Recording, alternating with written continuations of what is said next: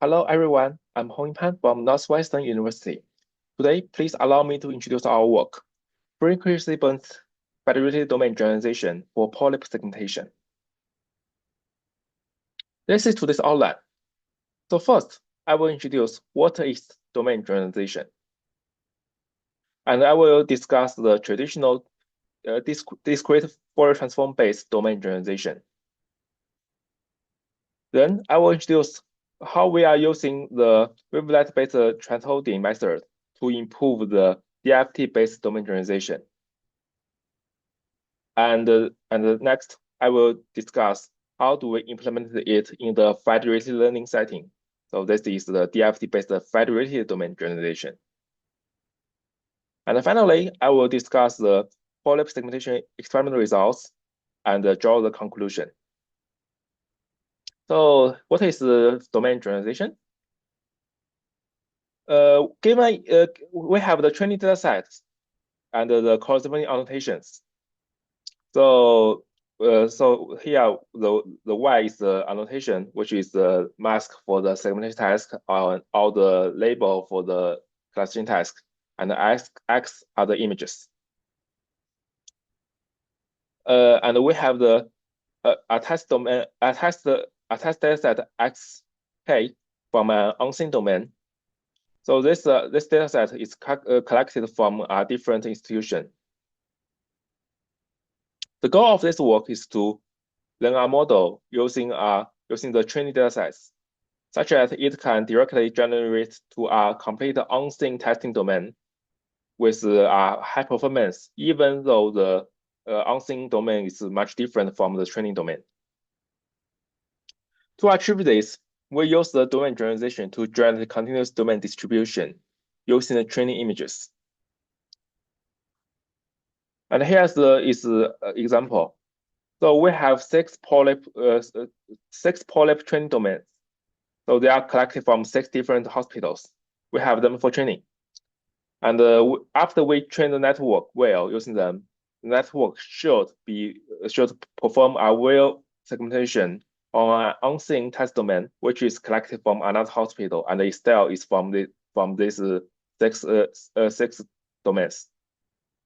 So the second segmentation network should still work well to get this segmentation. Let's now discuss the traditional Fourier-based domain generalization. So, given an image, we can compute its Fourier representation. This equation is the 2D DFT equation. So lowercase x is the image, and the capital X is the Fourier representation, and this and other things they are for the other part of the Fourier equation. We can compute its magnitude by taking the absolute value of the capital X. So this is the A, which contains the low-level distribution, such as style. And we can get the phasing spectrum, which is P, by taking the angle of X. This contains the high-level semantics, such as the object information. We can revise the style of an image by changing its amplitude and retain its phase. So here, A is the amplitude from the source image, and A tilde is the amplitude from the target image. We apply this weighted summation and averaging to get this amplitude generated images. Lambda here is the controller to control the augmentation strength. The higher it is, the higher amplitude it is.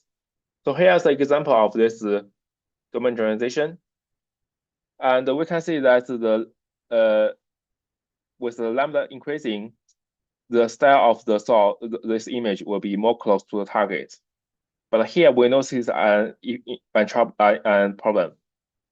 So you can see that here, when the lambda is equal to 1.0, we can see the shadow in the image. Of course, the previous one it has, but this one is very obvious. We think that this is caused by the background inference. I mean the inference from the background. This is black. In our previous work, which was published in the ICASSP 2024, we apply the soft thresholding to reduce the background inference for the retina segmentation task. So here it is. So after we compute the amplitude, we apply the thresholding function to reduce it, and we get the improved results. And here's the visualization of the generation results. You can see that the shadow is removed. For more information, you can go to our last year presentation.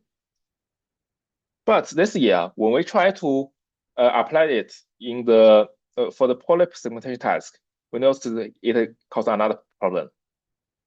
So we noticed that although the soft thresholding it eliminates the shadows caused by the target background, it brings another problem, another noise patterns like this. We think that this is because this function shrinks all coefficients, both large to small, both large and small, to 0. Therefore, we think that maybe we can try another one. So this is the hard thresholding function. Here are their definition, and here are how they look like. So you can see that the soft thresholding, they eliminate the small values parts, but it makes the large values parts to 0. And the hard thresholding, although they are jumping, but it does not change the large value one. And from our visualization, we can get the better results compared to this one. And here's the framework of the hard thresholding based methods. So the framework will be very similar to previous one. The difference is that we are applying the hard thresholding in the thresholding function instead of the soft thresholding. And here's the visualization results. Okay, now let's discuss how do we implement this in the federated domain generalization. So I mean in the federated learning setting. In the federated learning setting, we cannot share the image directly. But we notice that we can share the amplitude spectra, which contains the style information. It does not contain any object information. We retain the face spectra. This part is the object information. And based on our signal processing knowledge, it is very hard to reconstruct the image with the magnitude only. So here is the framework. We draw the 3 hospitals, for example. And each hospital, it has its own medical images. This image cannot be shared definitely, but what we are doing is that we compute the DFT of them and share the amplitude spectra between hospitals. Each hospital will perform this domain generalization using the amplitude spectra from other hospitals, and we will train it under the federated learning setting. Okay, now let's go to the experiment parts.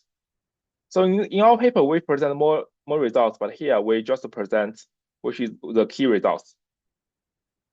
We are training the network on the polyp GAN, which contains 6 centers, and test on the Kivesa SEG, which is onset domain. We are using the fed averaging for the baseline, and because this is a segmentation test, it has the IOU, EIC, F2, which are the higher the better, and HD, which is the lower the better. We compare with the traditional DFT and this GA method. So GA takes the adaptive aggregation weights. Its aggregation weights can be adapted during the training. So these two are the two domain generalization works by others. And we compare the soft transcoding methods, which we tried last year. And the HT is the one that we are using the hard transcoding, which is published in this year. And we can see that the IOU, DIC, and HD, our methods works the best. Our hard transcoding based method works the best on this Kivesa dataset. The 4 evaluation, the 4 matrices, they all get improved compared to the baseline. And here are the segmentation results. Although we train on polyp again, but we don't train on all images. We use some of them for validation. So here's the validation. Here's the results on the validated set, and here's the results on the tested set of this K-Visa SEG. And you can see that on this K-Visa SEG results, our results is the best. So here they have these parts, but we don't have it. And compared to this soft transcoding, our boundary is more smoothie. So it's more close to the ground truth. Okay, now let's carry out the conclusion.